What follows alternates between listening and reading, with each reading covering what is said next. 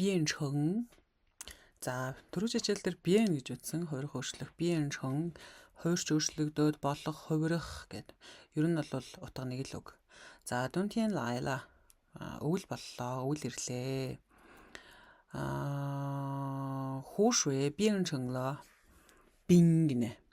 За хүүшвэ гэхэлэр нуурын ус bien чөн гэхээр хувирч өөрчлөгдөөд тийм болсон байх нь. Тэгээд бин гэхээр мөс гэсэн үг тийм. За дидийн үли швэшие эрэгтэй дүү бол маш хичээнгүй бол сураад биеийн чөнглөө болсон, хувирч өөрчлөгдөөд болсон. Бенжилида анги доторх хоошшин сайн сурагч болсон гэнэ. Тэгэхээр тийм болж хувираад тийм боллоо, ийм боллоо. Чөн гэхээр ер нь бол ингээд бүрэн гүйцэд нэг юм болчоод байгааг чөн илэрхийлээд байгаа. За тэгэнгүүт ае бангжуйша Игч болвол тусалсан тий тэр игч тусалснаар та биеийн чөнглөө болсон бижао зсин дэрэн зсин гэхэр өөртөө итгэх итгэлийг хэлдэг тийм ээ.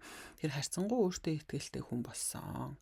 Ван чөн гэхэл нөө бүрэн гүйцэд дуусах гэдэг шүү дээ.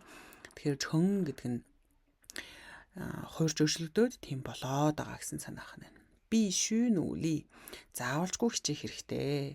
Мөн сян才能变成现实гэнэ. За现实гэхлээр биелэх байна, бодит болох байна. Одоо үннийг олно буюу бодит болно. Тэгэхээр тэгжээж хичээнгүй байх ёстой. Тэгжээж мөрөөдөлчин сайн нийгэм хувирч өөрчлөгдөөд буюу биелэх боломжтой болох юм аа.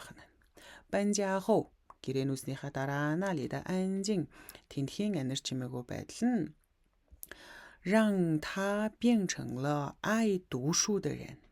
За түүнийг тийм болгосон байна тийм ээ. 让他гэхэлэр түүнээр тийм болсон. Бусдаар үлдүүлэх явж байна.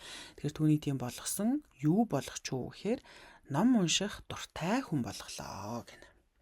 За тэгэхээр bien чон